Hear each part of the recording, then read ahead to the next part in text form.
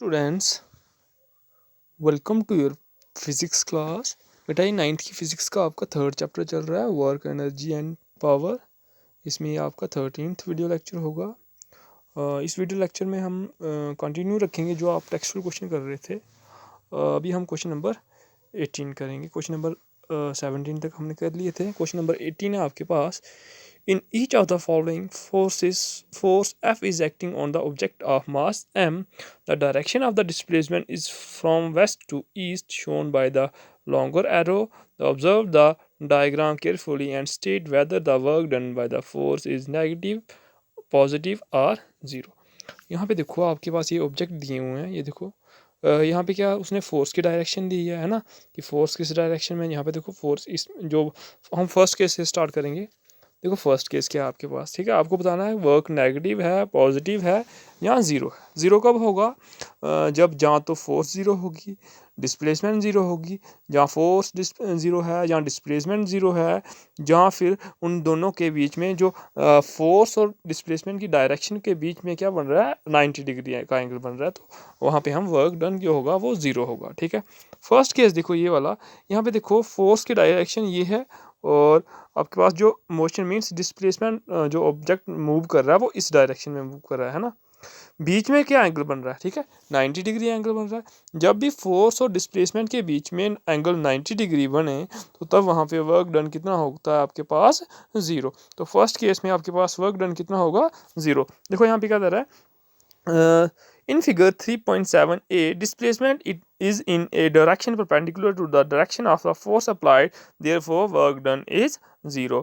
Displacement is no, there is no displacement in direction of force. यहाँ पे देखो क्या कह रहा है कि फोर्स की डायरेक्शन और डिस्प्लेसमेंट की डायरेक्शन में एंगल कितना बन रहा है, 90 डिग्री बन रहा है। तो इस वजह से यहाँ पे जो वर्क डन होगा वो कितना होगा, ज़ीरो। सेकंड पार्ट देखो, बी पार्ट में देखो फोर्स की डायरेक्शन ये है और जो मोशन है मीन्स जो ऑब्जेक्ट मूव कर रहा है वो भी इसी डायरेक्शन में मूव कर रहा है। जब आपके पास फोर्स की डायरेक्शन और डिस्प्लेसमेंट की डायरेक्शन सेम होती है तो वहाँ पे आपके पास पॉजिटिव वर्क डन होता है।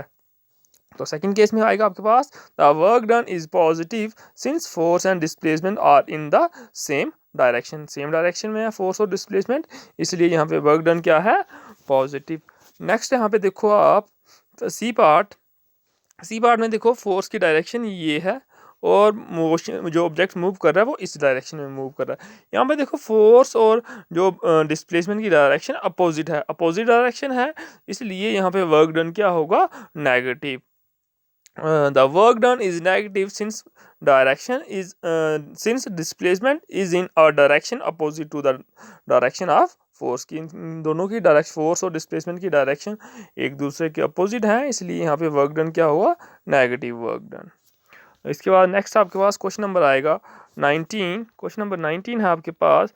Soni says that the acceleration in an object could be zero even when several forces are acting on it. Do you agree with her? कि क्या कह रहा है कि सोनी नाम का कोई बंदा है, वो क्या कह रहा है कि एक्सेलरेशन, जो ऑब्जेक्ट की एक्सेलरेशन है वो ज़ीरो हो सकती है कब, जब ऑब्जेक्ट के ऊपर बहुत सारी फोर्स एक्ट कर रही हैं, ठीक है। तो आपको लास्ट में पूछता है कि क्या आप उसकी स्टेटमेंट से एग्री कर रहे हो या नहीं। तो देखो यहाँ पे आपको कहते हैं yes Soni is right because when the object is at rest its velocity is zero. देखो क्या कह रहा है सोनी, क्या कह रहा है कि हम एग्री कर रहे हैं सोनी के साथ। क्यों?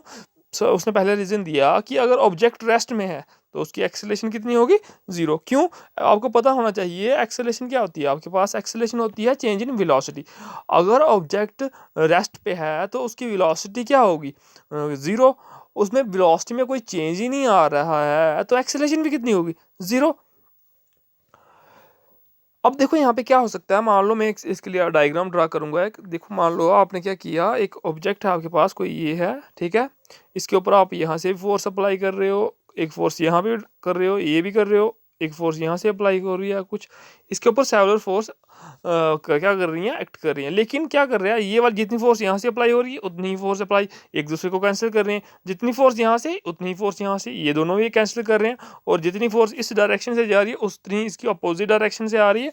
तो यहाँ पे क्या हो रहा है, ये भी एक दूसरे को कैंसिल आउट कर रहे हैं और ऑब्जेक्ट क्या रह रहा है, रेस्ट में ही है। अब यहाँ पे देखो फोर्सेस तो किस सेवरल फोर्सेस इसके ऊपर एक्ट कर रही हैं, लेकिन इसकी वेलोसिटी ज़ीरो है क्योंकि ये रेस्ट में है, इसलिए इसकी एक्सेलरेशन भी ज़ीरो होगी। अब दूसरा आएगा आपके पास, जो दूसरा आप रीज़न दोगे कि जब ऑब्जेक्ट की वेलोसिटी क्या होगी, कांस्टेंट होगी। अगर ऑब्जेक्ट की वेलोसिटी कांस्टेंट है तो उसमें चेंज इन वेलोसिटी कितनी आएगी, ज़ीरो, क्योंकि उसकी वेलोसिटी तो हर टाइम कांस्टेंट रहेगी, है ना, उसमें कोई चेंज आएगा ही नहीं। तो यहाँ पे भी एक्सेलरेशन क्या होगी, वहाँ पे भी एक्सेलरेशन आपके पास ज़ीरो होगी।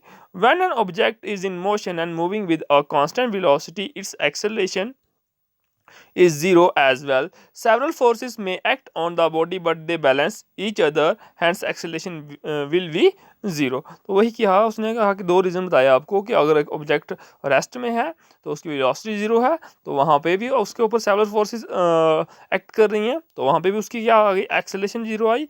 और अगर ऑब्जेक्ट आपके पास कांस्टेंट वेलोसिटी के साथ मूव कर रहा है तब भी उसके पास एक्सेलरेशन ज़ीरो आई। ठीक है, नेक्स्ट क्वेश्चन नंबर 20 है आपके पास, find the energy in kilowatt hour consumed in 10 hours by 4 device of power 5000 watt each. क्या कह रहा है कि आपको एनर्जी फाइंड करनी है, 4 डिवाइस आपके पास लगे हुए हैं, वो एनर्जी कंज्यूम कर रहे हैं। ठीक है, तो आपको क्या बताना है कि 10 आवर्स में वो कितनी एनर्जी कंज्यूम करेंगे। उनकी पावर दी है उसने, कितनी दिया, हर एक की पावर कितनी है, 4 डिवाइस है, उनकी हर एक की पावर सेम है और पावर दी है उसने 500 वाट। ठीक है, आपको बताना है कि 10 घंटों में वो कितनी एनर्जी कंज्यूम करेंगे, फिर आप उसको किलोवाट आवर में कन्वर्ट करोगे। ठीक है, देखो यहाँ पे नंबर ऑफ डिवाइस कितने दिए हैं, 4, तो पावर ऑफ ईच डिवाइस दे दिया उसने कितना, 500 वाट, है ना, 500 वाट दे दिया।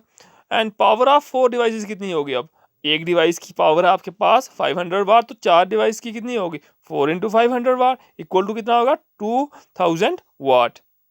अब देखो टाइम कितना दिया है, time for each device work equal to कितना दिया उसने, 10 आवर्स। टाइम दे दिया कितना कि 10 आवर्स के लिए दो सारे वो जो डिवाइस हैं वो एनर्जी कंज्यूम कर रहे हैं, और टाइम दे दिया उसने कितना, 10 आवर्स। अब देखो आपके पास, आपको क्या फाइंड करना है, एनर्जी फाइंड करनी है। आपको पता है पावर होती है, पावर इक्वल टू क्या होता है, रेट ऑफ, आपके पास होता है एनर्जी अपॉन टाइम, है ना, यही होता है ना पावर, पावर होता है आपके पास energy upon time, energy consumed पर यूनिट टाइम है, टाइम के अकॉर्डिंग कितनी एनर्जी कंज्यूम कर रहा है। तो अगर ये यहाँ से हम एनर्जी की वैल्यू कर सकते हैं, एनर्जी इज इक्वल टू क्या होगा, ये मैं अगर यहाँ पे ले जाऊँ तो एनर्जी हो जाएगा पावर इनटू टाइम। तो यहाँ पे देखो पावर कितनी दी है उसने 4 डिवाइसेस की, हमने बताया कि 2000 वाट है, और टाइम कितना दिया है 10 आवर, तो एनर्जी कितनी कंज्यूम करेंगे 2000 इंटू 10, जो कि होगा आपके पास 20,000। इसको आप लिख सकते हो is equal to 20 into 1000 watt, sorry 1000 watt joule. ठीक है, अब आपको क्या करना था, आपको क्या करना था, यहाँ पे आपको कन्वर्ट करना था कि ये आ गया आपके पास 20 इंटू 1000 वाट आर आ गया ना। अब देखो यहाँ पे क्या होगा, 20 इंटू 1000 आपने कर दिया, अब 1000 को आप क्या कन्वर्ट, किस में कन्वर्ट कर दोगे, किलो में, तो आपके पास आएगा 20 किलो वाट आर। ठीक है, नेक्स्ट क्वेश्चन है आपके पास, A freely falling object eventually stops on reaching the ground. What happens to its kinetic energy? क्या कह रहा है, आपके पास एक ऑब्जेक्ट, अगर फ्रीलिंग फॉलिंग ऑब्जेक्ट आप एक किसी हाइट से गिरा रहे हो, जब वो लास्ट में ग्राउंड पे गिरता है तो उसकी काइनेटिक एनर्जी कहाँ जाती है। ठीक है, देखो when the object stops the velocity becomes zero, the kinetic energy has become zero on reaching the ground, its kinetic energy gets converted into heat and sound energy. क्या कह रहा है कि जब ऑब्जेक्ट किसी हाइट पे से आप ग्राउंड पे गिरा रहे हो, जब तक वो मोशन में है तो उसके पास काइनेटिक एनर्जी आएगी, लेकिन जैसे ही वो ग्राउंड पे गिरेगा तो उसकी अब काइनेटिक एनर्जी कितनी हो जाएगी, जीरो, क्योंकि वो उसको मोशन में तो होगा नहीं वो। अब वहाँ पे जो काइनेटिक एनर्जी है वो कहाँ गई, देखो काइनेटिक एनर्जी कहाँ गई, वो जब ऑब्जेक्ट आपका ग्राउंड पे गिरेगा तो वो क्या प्रोड्यूस करेगा, साउंड प्रोड्यूस करेगा, है ना, साउंड प्रोड्यूस करेगा और थोड़ी हीट भी प्रोड्यूस करेगा। तो वहाँ पे जो काइनेटिक एनर्जी होगी वो ट्रांसफॉर्म हो जाएगी किसमें, sound energy and heat energy में। ठीक है, नेक्स्ट क्वेश्चन है आपका, क्वेश्चन नंबर आपका ये 11 जो रहता है अभी आपका, what is the work done by the force of gravity on a satellite moving around the earth, justify your answer. क्या कह रहा है कि आपको बताना है कि जो ग्रेविटी फोर्स अप्लाई कर रही है सैटेलाइट के ऊपर, तो वो कितना वर्क डन वहां पे होगा। ठीक है, देखो, the work done on a satellite moving around the earth by the force of gravity is zero. क्यों होगा जीरो वर्क डन, क्यों जीरो होगा?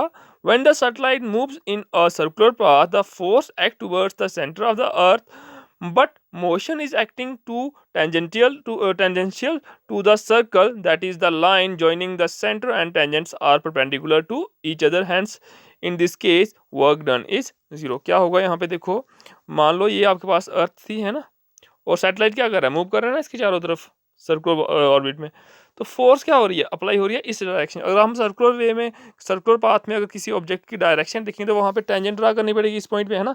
अगर मैं टेंजेंट ड्रा करूंगा यहाँ पे, तो एंगल कितना बनेगा आपके पास, 90 डिग्री। अब देखो, डिस्प्लेसमेंट और फोर्स के बीच में एंगल, जो डायरेक्शन ऑफ डिस्प्लेसमेंट और डायरेक्शन ऑफ फोर्स के बीच में एंगल क्या बन रहा है, 90 डिग्री बन रहा है, इसलिए यहाँ पे वर्क डन भी कितना होगा, जीरो। Thank you students.